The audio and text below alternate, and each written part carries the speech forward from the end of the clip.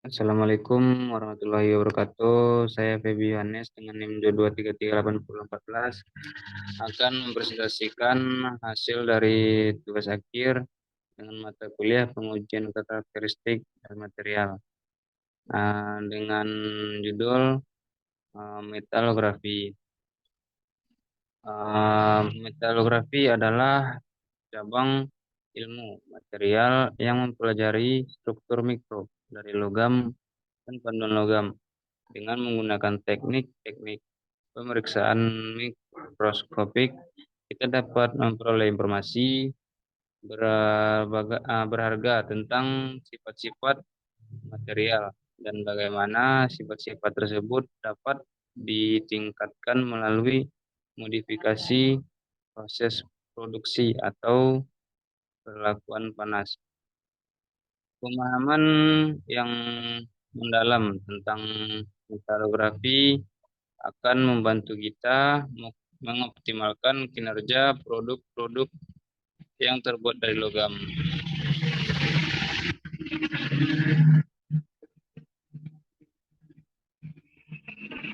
Lanjut deh. Selanjutnya ada definisi dan tujuan metalografi, di mana definisinya yaitu metalografi adalah studi ilmiah tentang struktur mikro dari logam dan panduan logam. Metode ini melibatkan persiapan sampel, pengamatan menggunakan mikroskop, dan analisis citra yang dihasilkan untuk mengidentifikasi dan memahami karakteristik struktural material. Adapun tujuannya yaitu tujuan utama metalografi adalah untuk mempelajari hubungan antara struktur mikro, sifat, dan kinerja material logam. Dengan pemahaman yang mendalam tentang struktur mikro, kita dapat mengoptimalkan proses produksi dan perlakuan panas untuk menghasilkan material dengan sifat yang diinginkan.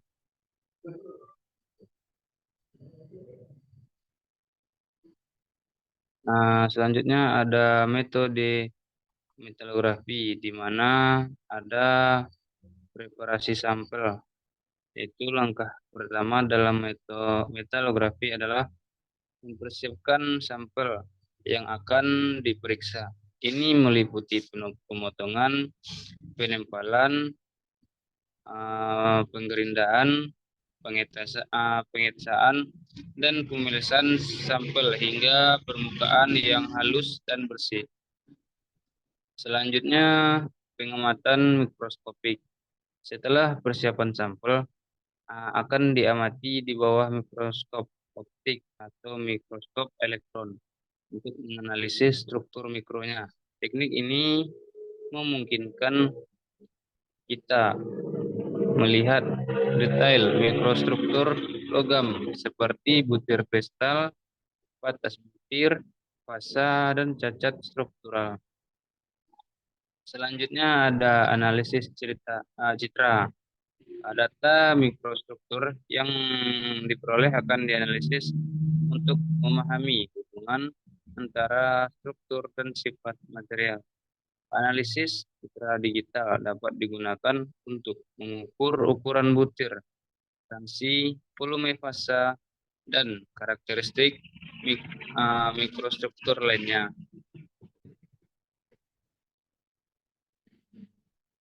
Selanjutnya ada teori dasar, di mana teori dasar ini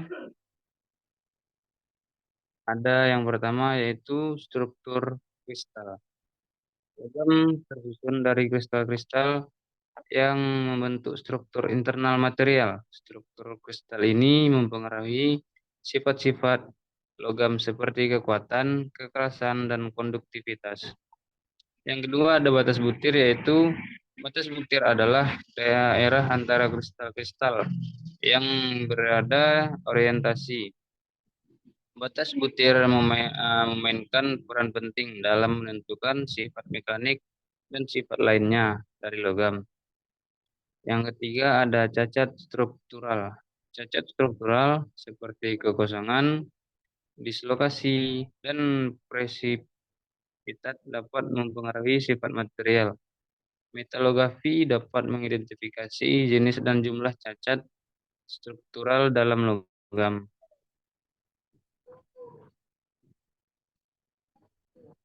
Selanjutnya ada alat dan bahan metalografi. Peralatan utama metalografi meliputi gergaji potong, mesin gerinda, dan pemoles, mikroskop optik, dan mikroskop elektron. Peralatan tambahan seperti peralatan pengetesan, dan pengukuran juga sangat diperlukan. Selanjutnya ada bahan, yaitu bahan yang digunakan dalam metalografi mencakup sampel logam, resin untuk melekatkan sampel, kertas amplas, kain pemoles, dan larutan kimia untuk pengetesan. Pemilihan bahan yang tepat sangat penting untuk mendapatkan hasil analisis yang akurat. Selanjutnya ada keselamatan. Dalam melakukan metalografi, keselamatan kerja harus diperhatikan dengan seksama. Ini mencakup penggunaan alat pelindung diri, penanganan bahan kimia yang aman, dan prosedur pengoperasian peralatan yang benar. Selanjutnya ada keterampilan, di mana metalografi membutuhkan keterampilan khusus dalam persiapan sampel. Pengoperasian peralatan dan interpretasi hasil. Pelatihan dan pengalaman yang memadai sangat penting untuk mendapatkan hasil analisis yang akurat dan handal.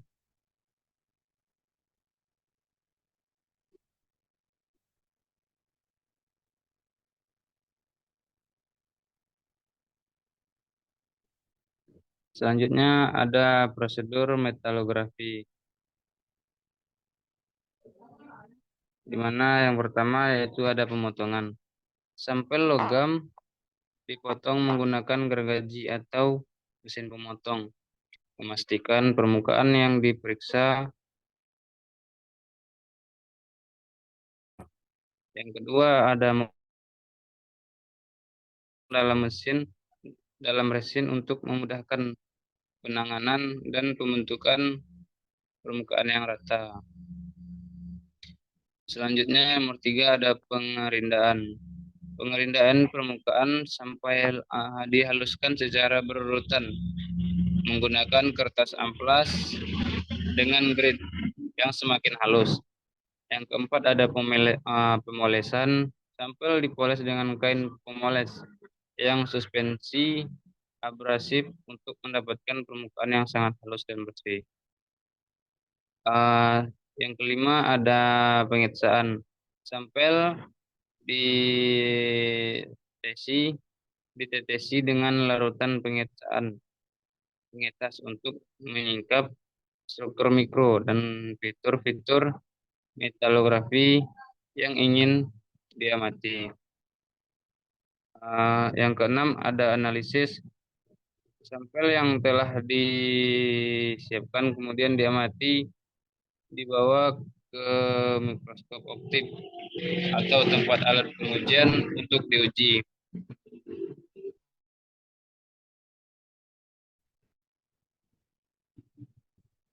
Lanjut.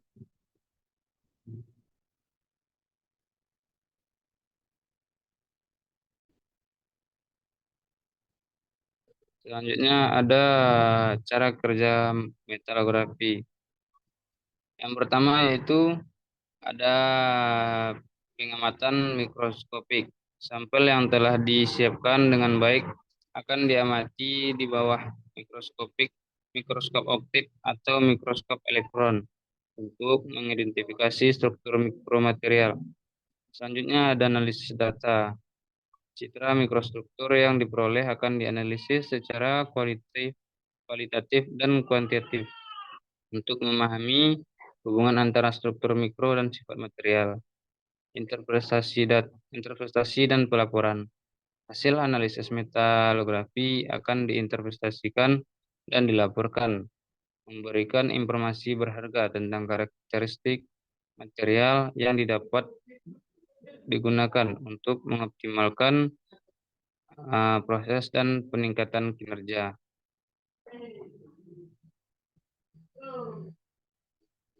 Selanjutnya ada kesimpulan, di mana kesimpulannya yaitu metalografi merupakan alat yang sangat powerful untuk mempelajari struktur mikrologam dan paduan, yang menjadi dasar pemahaman kita tentang sifat-sifat material dengan memahami hubungan antara struktur mikro, proses manufaktur, dan sifat-sifat material.